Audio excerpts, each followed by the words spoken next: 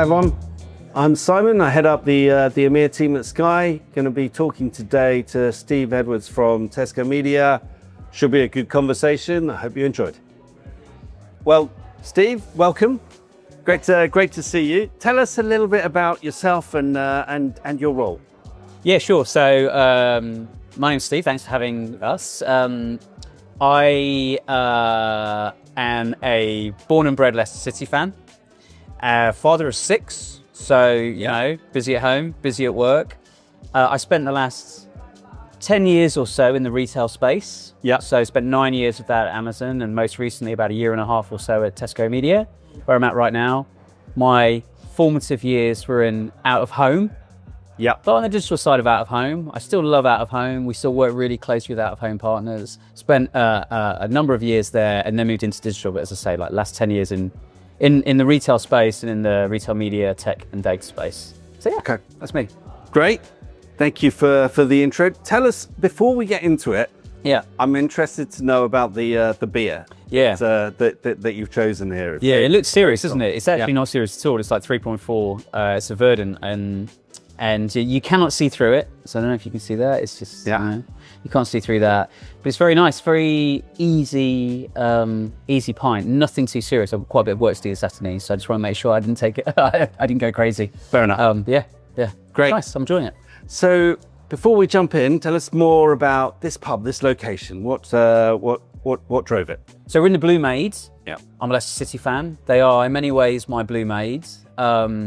The beer here is great, so they've got a really good selection, and it's in the middle of the new media hub of Borough, Southwark, Bermondsey, etc. So yeah, I spend quite a lot of time in this area, and yeah, here we are. Good choice. The Mighty Foxes. The Mighty Foxes. Well, once mighty. Yeah, Captain Morgan. Ain't mighty again. Yeah, exactly.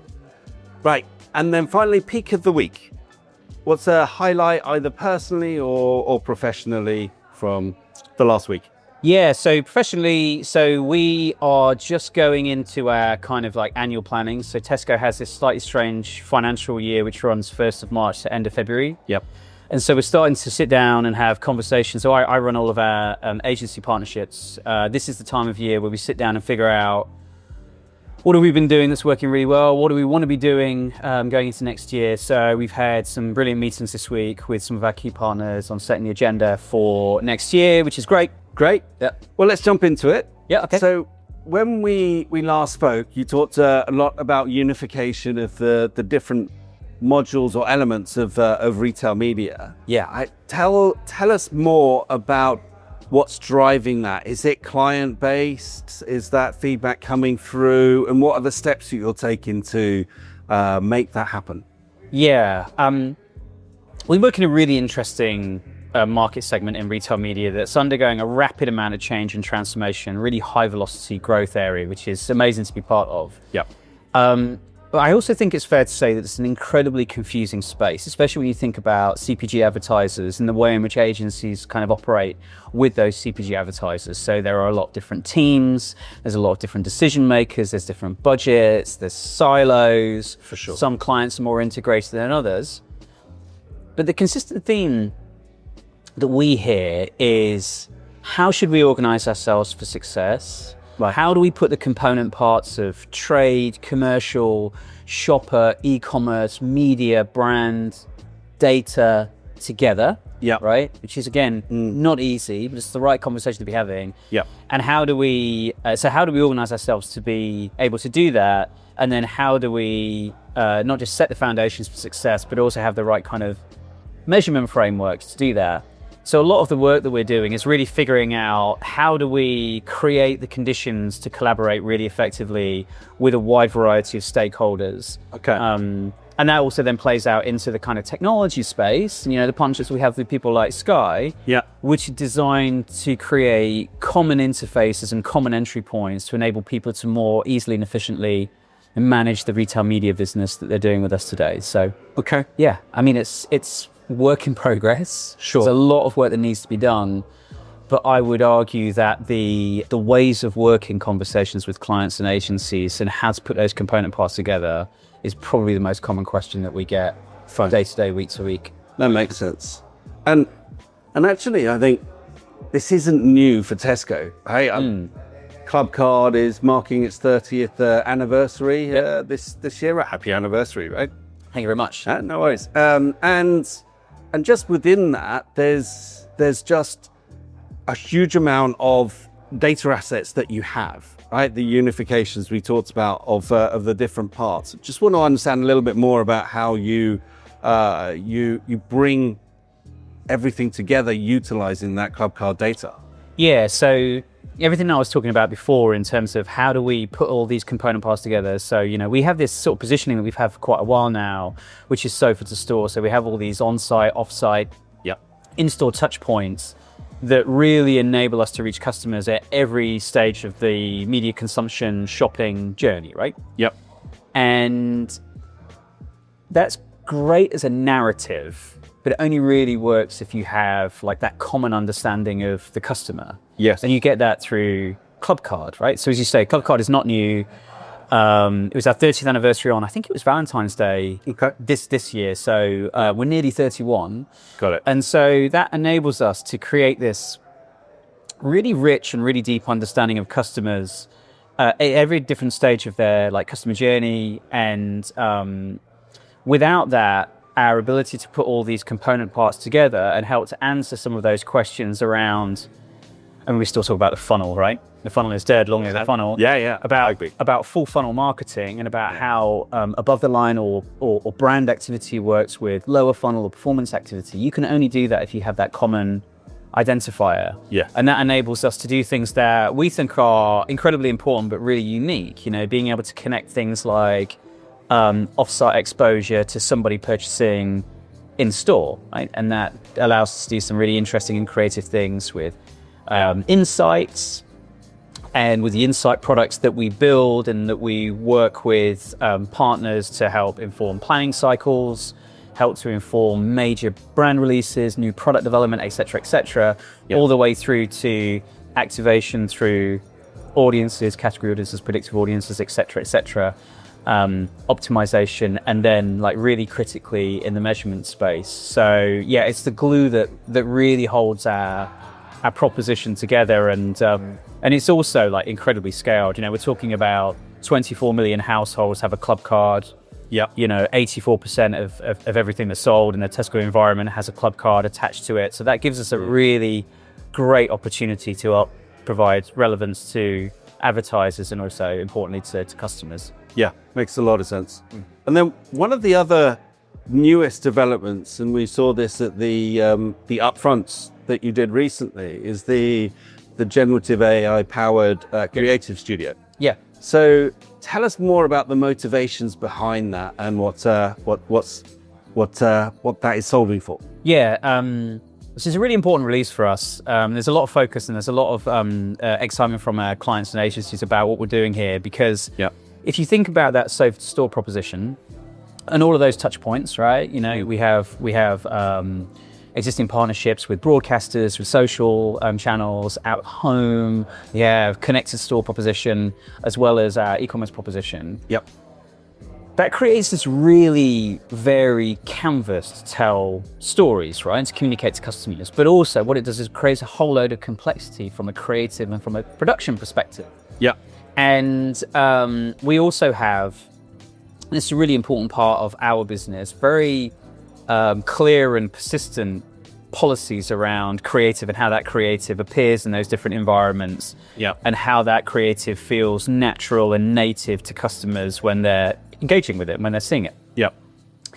And we recognize that that's a big burden from a production perspective, from a creative perspective. And AI is everywhere in our business. We've been very engaged with AI for a number of years, particularly in our data science business. And it feels natural that we would utilize AI to help alleviate some of those pain points. Yeah, well known for it, right? Yeah, exactly. Humby heritage, et cetera. Yes, exactly. So it's a really kind of cool part of our history and of our future, but utilizing AI to help alleviate that pain and being able to create multiple versions of creative, both for full funnel activity, but also to enable some really interesting creative optimizations that are powered by data. Yeah. Is really important that we try and solve for that through technology. So that's really what the Creative Studio is designed to do. Okay, that makes a lot of sense. And then just building from that, because you mentioned it a couple of times, right? You've got a vast array of clients and brands that you work with, right? And so there's going to be a huge amount of nuance and differences to the experiences that they can choose. Tell us a little more about how you think about best practices in that environment, and how you can provide those experiences while retaining your policies and best practices. Yeah, it's a really big question. It's a really important one, and I think what we try and do, what we hope to try and do, is to create the conditions for collaboration that allow us to do brilliant work. So kind of mentioned that before, but maybe talk about that a little bit more, and then make sure that as we build that work, and best practice is a moving target, right? It evolves really quickly, especially in the space that we're in, that we highlight and celebrate and model that kind of work. And I mean, a really simple but effective way of doing that is the awards circuit, right? And we're heavily engaged in the awards circuit, and we're reaping some good rewards of that. Yeah. So when we're talking about setting up the conditions to create brilliant work, often, and this might sound really simple, but it's actually really hard. Often it's about getting the right stakeholders in the room. Yeah. And figuring out what are the jobs that need to be done? What are we trying to achieve? Like, forget silos and job titles and like budget ownership and responsibilities, but what are we trying to achieve here? Yeah. Figure that out. Figure out what the objectives are. Figure out, what the requirements from a creative perspective might be. Yeah. And then we can figure out who does what afterwards. We kind of sometimes refer to that in our business as agnostic planning. Yep. And we're doing some of that work with some of our key clients. And when that works really well, what we end up with is work that utilizes multiple touch points. Yeah. And we like Dr. Grace Kite's kind of lots of little sort of thinking about how brands are built through many small touch points rather than this big bang kind of theory that is prevalent in early years of media.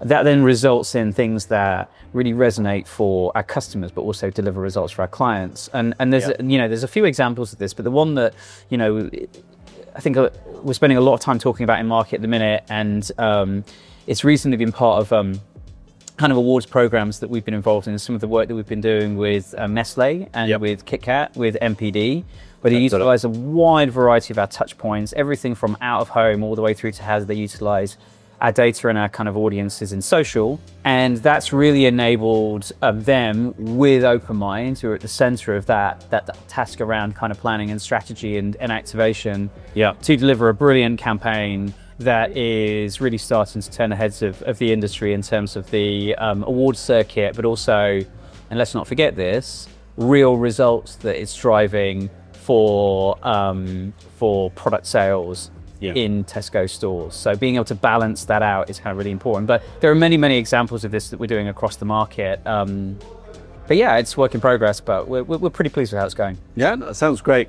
We're doing a lot more of that ourselves, actually, just the collaborative planning, breaking down the silos, just internally, but then starting to see more of those sorts of workshop sessions with some of the more open agencies as well. So it's great to hear that you're thinking and doing exactly that and leading the charge there. Yeah, it's kind of a little bit of a pet sort of project of mine, if you like. I don't know if that's the right way of looking at it, but one of the questions that I hear, like every week I'll hear this, maybe every day I'll hear this, depends on the week, is we launch a new product, right? Or there's a feature release, or I don't know, whatever it may all be. Yep. And you push this into market, and the question that comes back is, we don't know where this sits, right? Do you ever get that? Yeah. So we recently launched a video product. Yeah. We have some of this with our out-of-home placements that kind of sits somewhere between shop marketing and digital out-of-home. Yeah. And we have lots of questions around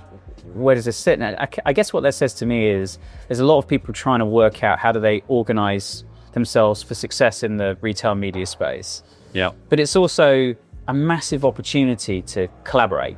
And that's really what we're kind of leaning into. And so a lot of the work that we're doing with our best clients is about taking those stakeholders from different communities and sometimes putting people in the room who've never met before, right? Yeah. Because sometimes our clients may be different to the agency's client. Yeah. And as I say before, it's like, let's not necessarily worry too much about where does this fit, or is it in scope or out of scope, or whose job is it, but does it make sense for what you're trying to achieve? And starting to kind of like almost sort of look at the bigger picture and figure that out first, and then refine the way in which we get briefed, refine the way in which we respond to that brief, and try and put those component parts. Makes a lot of sense. Yeah, it resonates totally. We try to start with the use case. Therefore. And it's similar concept, but 100% agree. It's very easy to focus on like product or channel, if you like. And that, I think, sometimes deepens the silo and comes at a cost of collaboration. Sometimes you have to like balance that out. You have to balance like speed to market that sometimes silos can help with.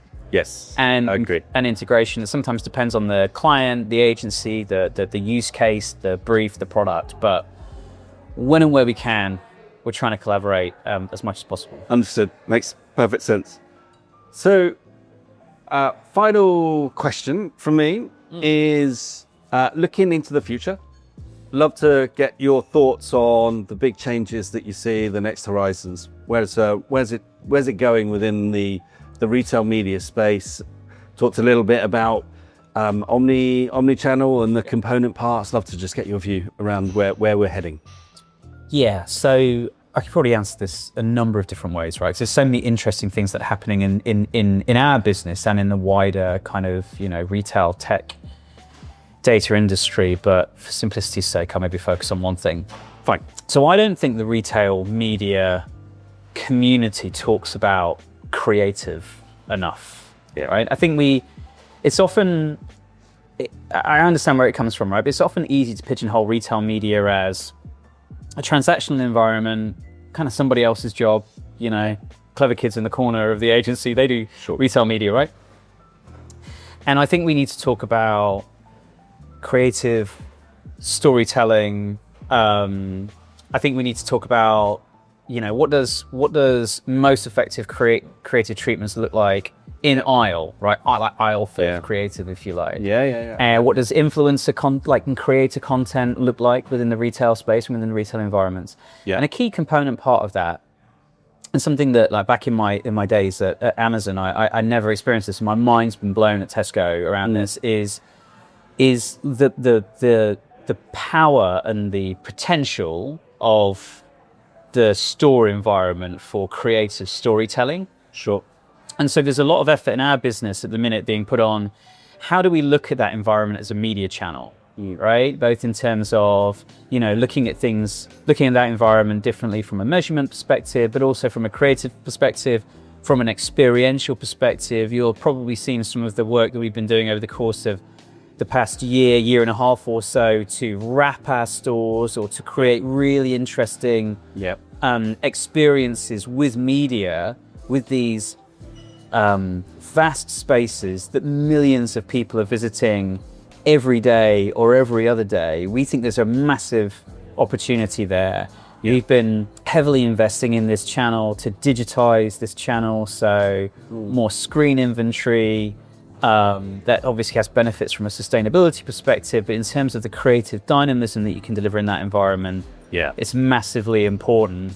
And even if you look at, say, the partnerships that we have with people like Vauxhall, for instance, in the non-endemic space, a large part of that is how do they create really rich and rewarding customer experiences around, say, for instance, things like EV charging points. It talks to stores being seen as a creative media channel, and I think we've just as an industry just scratched the surface on that. And I know we're all really invested and really interested in the stuff that we're doing in e-commerce and the work that we're doing with people such as yourselves to make that much more dynamic and harness that opportunity as it presents itself, which is really important. But a significant proportion of sales that happen in Tesco still happen in the store, and we believe that there's an enormous creative opportunity in that space. It makes a lot of sense. I mean, many of the CPGs I speak to talk about how important those experiences are and the brand opportunities, the stories that they can tell, and that feels like the investment will centralize where retailers are providing the ability to do to tell those stories, right? So it makes an awful lot of sense, and I totally agree with you. I mean, we've been in the social space, we were at FMP in 2011, and we've had a creative center for many years. So we focus a lot on the feedback loops and breaking down what's resonating within the creative itself, and then again creating those virtuous circles and driving the performance and breaking down those silos again is important. And I think that kind of relationship with the customer is really interesting, right? So you'll hear this across the market. Everyone says they're customer obsessed, right? Or everything starts with the customer, everything like that. Sure. I think the thing that I've noticed at Tesco is that relationship with the customer is way more like embedded.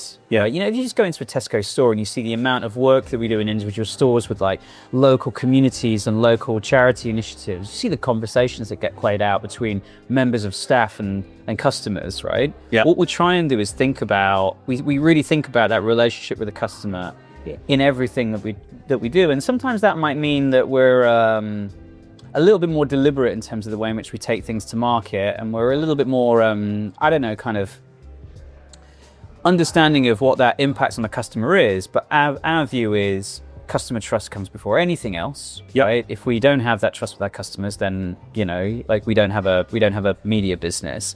And what we want to do, and I was mentioning before, like the partnership that we have with Vauxhall and with Publicis, right? Yeah. Is what we want to do is we want to create partnerships and work that delivers for a brand, that obviously works for our kind of media business and the objectives that we have, but most importantly delivers for Tesco and Tesco's customers. Yeah, makes sense. And it's it can feel a little bit like a throwaway line, but this is a really, really important part of our business, and we're constantly educating clients and our agency partners on how to do that effectively. And it's really exciting. Win-win-win for everyone, right?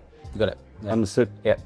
Great. Yeah. Cool. So to wrap us up, I have 5 quick-fire questions for you. Okay, I'm a bit nervous about this. Wow. Do I need to be nervous? No, you don't. Nothing too serious. Okay. First one. On site or off site? Oh. I know that was a bit mean. That is mean. You can choose. I can't say both, can I? You can say both. I mean, you know what? That's wimping out. Saying both's wimping out. All right. Okay. Oh, I'm going to say this, right? And I'm going to say this because we're doing a lot of work at the minute on thinking about, as I say, that creative experience, particularly through video. Yeah. Where our customers are. I'm going to say on site. Okay. But I feel, I want to say both, but I'm going to say on site. Just. Okay. 51-49. Okay. Good answer. Yeah. Okay. Yeah. Then, pub or restaurant? Pub. Yeah. Okay. What would be your ideal Thursday night? So I'm going to sound like such an old bore when I say this, right? No, that's fine. I'm a big box set fan, right? I know it sounds, everyone says that, right? So I just started watching Pluribus. So on Apple TV. Yeah. I haven't started watching it yet. So I'm into that. Watching Ted Lasso, but I was going to go on to that next. Yeah. Yeah. So I'm into that at the minute. So my ideal Thursday night is probably catching up with that, listening to music, hanging out with my family. Yeah. My dogs. So maybe I'm a little bit of a home bod. Okay. Probably something like that. But tonight, it's probably staying up until the early hours of the morning to listen to the lectures. What's the? Might be a bit bleary-eyed tomorrow. Well, fair. But I understand. You have to watch. Yeah. Great. And then a final question for me. I'm not sure if that's 3 or 4, but what is the wing speed velocity of a swallow? I'm kidding. It's a quote from Monty Python. Right. Just messing with me. But, do you want me to guess? No. Yeah, it's about that. Yeah, absolutely. Great. Well, look, thanks so much for your time today. Really appreciate it. That's a pleasure. Yeah. Good to see you. Yeah, you too. Thanks.